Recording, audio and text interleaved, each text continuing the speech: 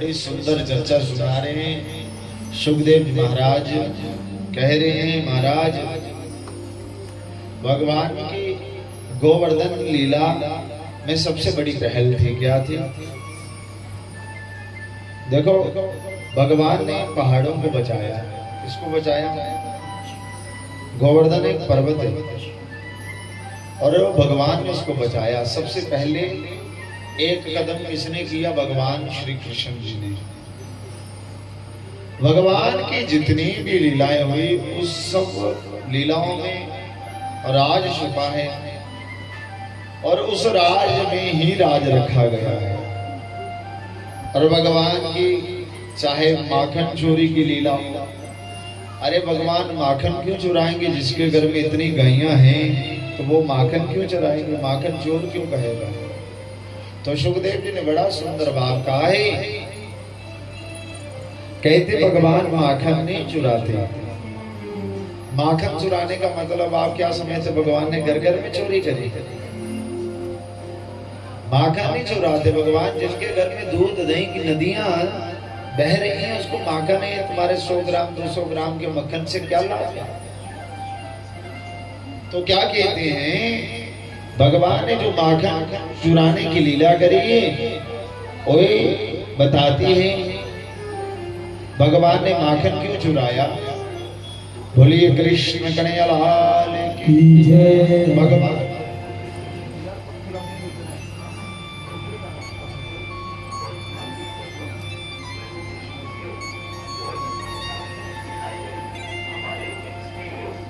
तो माखन चुराने की लीला क्या है आपको बता दें, ध्यान से सुनना। भगवान ने माखन चोरी क्यों की?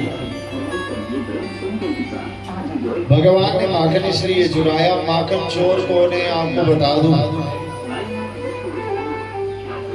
माखन कैसे बनता है? वबनौर वालों को पता होगा कि माखन कैसे निकालते हैं। किस किस को निकालना आता है माखन? 1 2 3 4। अच्छा, बाकी वालों को नहीं आता है? हाँ, पुरानी मैया को तो सबको आता है। और जो आजकल की पीढ़ी है उनसे तो बेड नहीं छूटता, मक्खन कहां से निकाले? माखन चाहिए हो तो पहले सबसे पहले क्या करना पड़ता है? सबसे पहले हाँ, मैया कहती है दूध लेकर आना पड़ता है। जब दूध लेकर आ गए तो उसके बाद क्या करना पड़ता है? बोलो। हैं? गरम करना पड़ता है। गरम किया, फिर गरम करने के बाद क्या करते हैं? फिर सही टेम्परेचर होना चाहिए कि ज्यादा गरम ज्यादा ठंडा नहीं है, बराबर मात्रा में। और उसके बाद एक बात और ध्यान से रखना पड़ती है कि फिर वो हिलना भी नहीं चाहिए। क्या आपको सिखा दे कि कैसे निकालते हैं माखन। फिर वो पात्र हिलना नहीं चाहिए। जब उसका पूरा प्रॉपर समय हो जाए तो उस पर झाग लगा देना चाहिए। क्या करना चाहिए? झाग लगा देना चाहिए। फिर रात भर प्रतीक्षा करना पड़ती है। तो फिर क्या बनेगा? मट्ठा। क्या बनेगा? हाँ, मट्ठा बनेगा। फिर क्या करेगा? फिर मैया कह रही है मथनी से मथना पड़ेगा। अगर गर्मी ज्यादा होगी तो मक्खन निकलेगा, फिर ठंडा पानी डालना पड़ेगा। तब भी उसकी एक रेशो देखना पड़ती कि निकल सकता कि नहीं निकल सकता। और भगवान ने जब मंथन किया तो फिर उसके बाद माखन प्राप्त होता है। कितने सारे काम करने पड़ते हैं। और भगवान श्री कृष्ण जी की माखन चोरी की लीला क्या है? माखन चोर है वो आपको बताएं।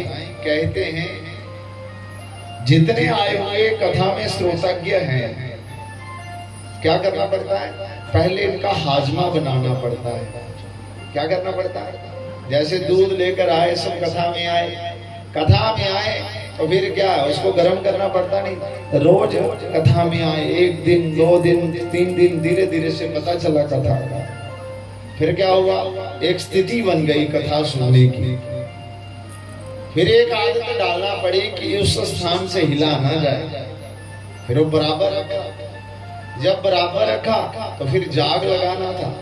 जाग किसका लगाना, जो तुम्हारे हृदय में परमात्मा का नाम चल रहा है उसको हृदय में स्थापित करना।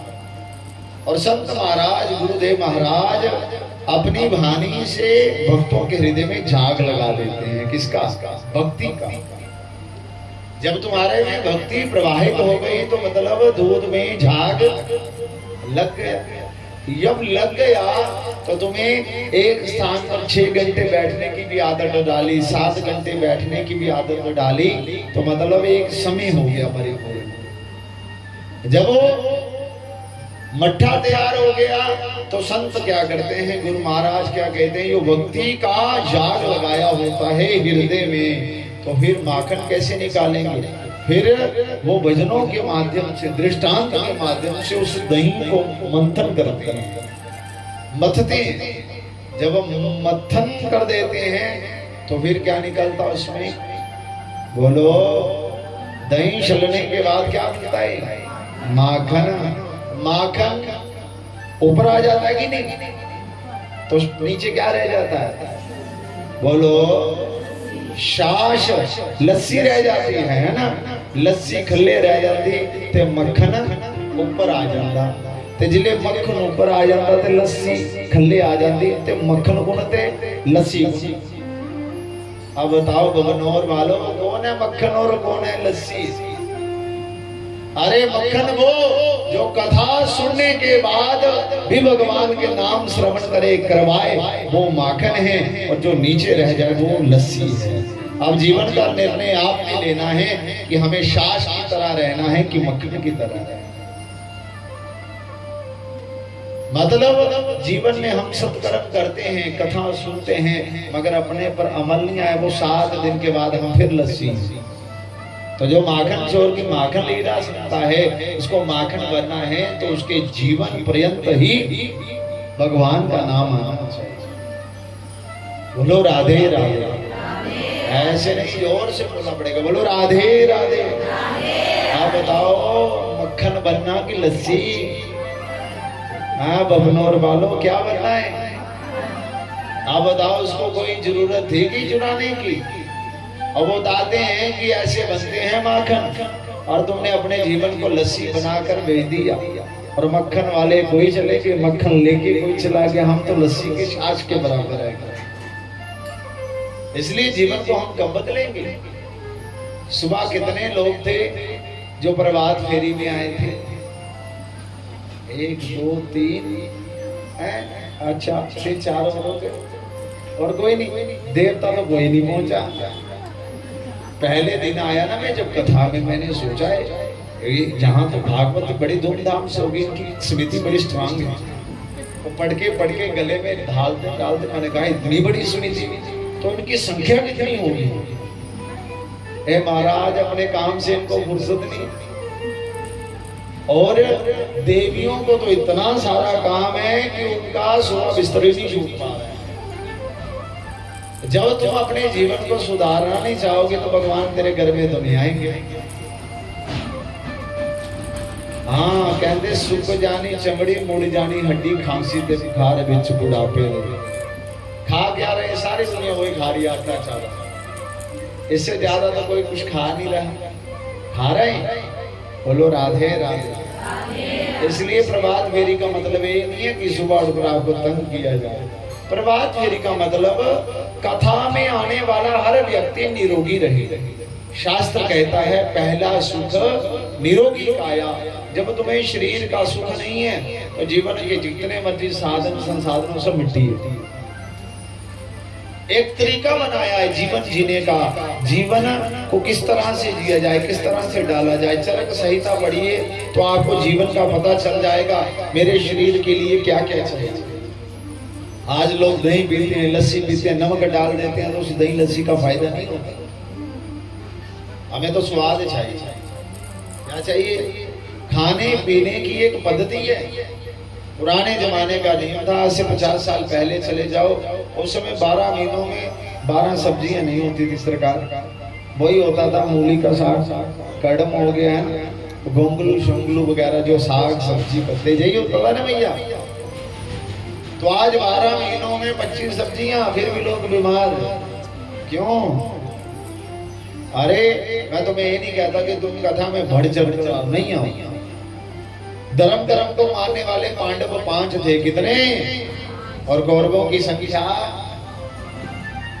है। तो फिर क्या करें विपरीत वाले? तो 5 भी आ जाओ तो मुझे वो भी कोई आपत्ति नहीं, मगर मेरा एक ही उद्देश्य है कि घर में, हर घर में निरोग रहना चाहिए। अरे जब तुम रोगी हो जाएगी तो क्या फायदा कथा का? कौन सुनेगा? एक कथा फिर व्यथा ही है, मंदिर ऐसे ही। तुम्हें पहले शरीर का सुख चाहिए, बाकी कथाएं तो हो ही जाएगी। जब शरीर का सुख नहीं होगा तो क्या करोगे महाराज?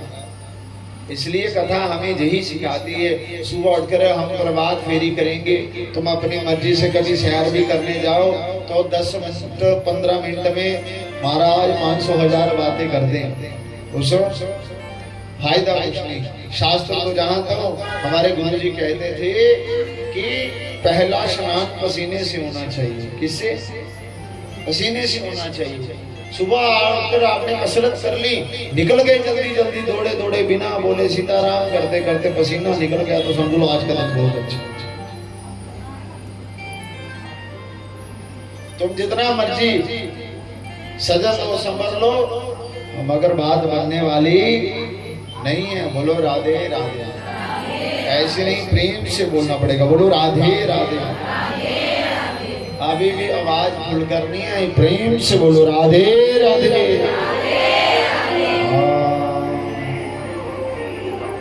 तो राधे राधे बोलना, क्योंकि आपको बार बार निंद्रा देवी आ जाती है ना। तो मैं कह रहा हूँ कि आए बड़ी संख्या में, फिर वो भी निंद्रा आ जाए तो फिर बोलिए कृष्ण कन्हैया लाल की जय। तो जब सारी चीजें हुई तो होने के बाद क्या हुआ महाराज? भगवान ने माखन चोरी की लीला करी, भगवान ने चीर हरण की लीला करी, भगवान ने उसके बाद रास लीला करी। क्या करी? रास लीला।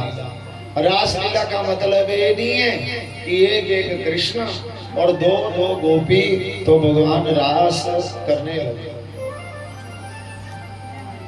आज भी चले जाओ श्री धाम वृंदावन में, जमुना के किनारे टहलते टहलते वहां एक स्थान आएगा बंसी बट। क्या है? बंसी बट के दर्शन किए आपने?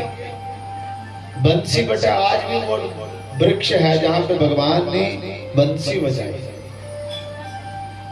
वही जमुना का किनारा, और यहाँ भगवान शंकर आज भी स्त्री रूप में रहते हैं। अरे अपनी सुधिया भूल गए, कौन? शंकर।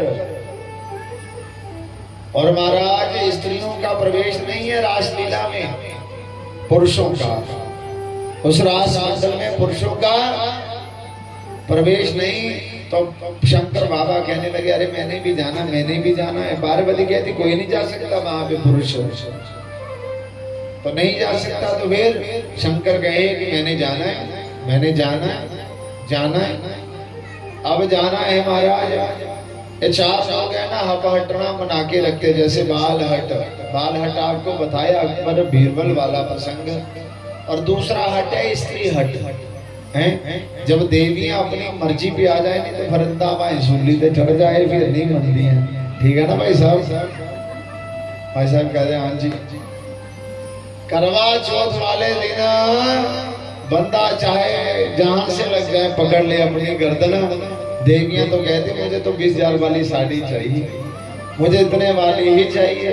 बंदा कहे कि भाई करवा चौथ के दिन आगे नहीं तुम्हें व्यवस्था करनी क्या? कहती नहीं नहीं नहीं, ये तो करवा चौथ है, मुझे तो अभी चाहिए सब कुछ। तो फिर कहरवा पति का कम होता जाता है कि आज का दिन निकल रहा है तो बहुत अच्छा। तो तीसरा स्त्री अपनी बात बनाती है। जब कोई राजा होता है तो राजा भी अपनी चलाता है, और चौथा जोग। साधु महात्मा अगर आगे बार बार मौज फकीरा दी, कदे खंदे चना चवेला, कदे लपटा लेंदे खीरा दे, मांग मांग के टुकड़े खांदे, चाल चले अमीरा दी, वाह वाह रे मौज फकीरा दी। रखा क्या समाज में? अपने फर्ज पूरे करो आराम से, खुशी से, प्रसन्नता से। कौन लेके गया आज तक? कुछ लेके गया? ये मरु मरु जो पड़ा है नहीं, ये संग का प्रभाव होता है। जिस तरह का तुम संग करोगे नहीं, ऐसा जीवन बनेगा। जिस प्रकार का हम भोजन करते हैं, उसी भोजन के अन्न से हमारा रक्त बनता है, और रक्त हमारे शरीर में चलता है। जैसे द्रौपदी की साड़ी भरी सभा में चुराए कोई बोला, अन्न खाया था पापियों के हाथ से, दुराचारियों के हाथ से। बड़े बड़े बुद्धिमान थे, सटका गया। इसलिए कहते जैसा खाओ अन्न वैसा बने मन, जैसे पियो पानी वैसे बने वाणी, जैसे करो संगत वैसे करे रंगत। और जैसा तुमने संग किया होगा, ऐसे ही तुम्हारी रंगत का प्रभाव होगा। और दिख जाता है, किसी के घर में जाने से पता नहीं चलता कि ये व्यक्ति कैसा है, उसके गेट से पता चल जाता है व्यक्ति कैसा है। व्यक्ति को पहचानने में 1-1.5 मिनट लगता है कि व्यक्ति उल्टा है सीधा है, प्रत्येक चेहरे पे लिखा रहता है। और आप ये ना सोचना कि अरे हम भागवत पोथी किताब फोटो के आगे बैठे हैं। जे भागवत रूपी दर्पण के आगे बैठे हैं। किसके आगे? दर्पण। दर्पण किसको कहते हैं? शीशे। किसको कहते हैं? बोलो हाँ जी की ना जी। और फोटो 10 साल का खिंचवाया होगा, 100 साल में देखो तो क्या कहोगे? ये मेरा फोटो, मेरा फोटो, मेरा फोटो। बदलेगा? नहीं बदलेगा ना। भागवत रूपी दर्पण के आगे बैठे हैं। दर्पण कभी झूठ नहीं बोलता। जब नहीं बोलता तो दर्पण किस लिए काम आता है? देखने के लिए कि हम सुंदर लगें, हमारा चेहरा कैसा लग रहा है। आपके मुख पे हरा पीला काला सैला दाग होगा तो दर्पण झूठ बोलेगा? बोलो, नहीं बोलेगा। और तुम्हारे चेहरे पे कोई नीला पीला सैला दाग लगा होगा तो उसके लिए अलग अलग साबुन की जरूरत पड़ेगी। अरे नीला दाग है तो नीला साबुन, पीला दाग है पीला साबुन, काला है तो काला साबुन। भागवत रूपी दर्पण के आगे सामने बैठकर ये देखना कि मेरा जीवन राम की तरह बीता कि रावण की तरह बीता, कृष्ण की तरह बीता कि कंस की तरह बीता, शबरी की तरह बीता कि गगे की तरह बीता। और हमारे जीवन में जो भी कोई दाग है तो भागवत कथा रूपी दर्पण के आगे बैठकर हम साफ करेंगे। वो किससे? भगवान के नाम से, भगवान के कार्य से, भगवान की सेवा से, भगवान के भजन से। तो क्या कहने का मतलब? भागवत रूपी दर्पण के आगे बैठ जाओ तो महाराज हर व्यक्ति क्या कहता है कि मैं सुंदर लगूं। तो देवियां तो जाती हैं, आजकल देवता भी जाने लगे। कहाँ? मैया कह रही थी ओ आज ना जो रुक्मणी है ना ब्यूटी पार्लर में गई है। कहाँ गई है? Beauty parlour. ब्यूटी पार्लर कहते हैं, हाँ ये भी जनता है। ब्यूटी पार्लर में जाते हैं तो क्या करते हैं? ओ महाराज जाते हैं तो पता नहीं क्या क्या बनकर आ जाते हैं। जब आ जाते हैं नहीं तो क्या करते हैं? मतलब पार्लर में जाते हैं सुंदर बनने के लिए। तुम्हें कोई पूछो नहीं कि तुम कहाँ गए, तुम भी कहना हम पार्लर की दुकान पे जाते हैं रोज। कहाँ जाते हैं? बोलो। कह रहे हाँ चश्मे वाली मैया कह रही पार्लर की दुकान के, मैया के लिए ताड़ियां बजाते। कह रहे पार्लर की दुकान पे जाते हैं तो पार्लर की दुकान पे क्या करते हैं? अपने को सुंदर बनाते हैं। बनाते हैं कि नहीं? अब बोल दो, अब शर्म नहीं करो, कोई कुछ नहीं। जाते तुम्हें? अरे बनावटी बन ठाकुर जी को अच्छा नहीं लगता, जाते नहीं भैया? हाँ जाते हैं। तो बुढ़ापे में तेरे चेहरे पे 15-15 बट भी पड़ जाए, फिर तुम प्रेस नहीं मारो तब भी सीधे होने वाले होंगे। अगर तुम्हें कोई पूछे तुम कहाँ गए थे, तुम कहना हम पार्लर की दुकान पे गए थे। कहाँ? ठीक कह रहा ना भाई साहब? कहते नहीं कह रहे। उस पार्लर की दुकान से चेहरे सजाए जाते हैं, इस दुकान से आपकी आत्मा सजाई जाएगी।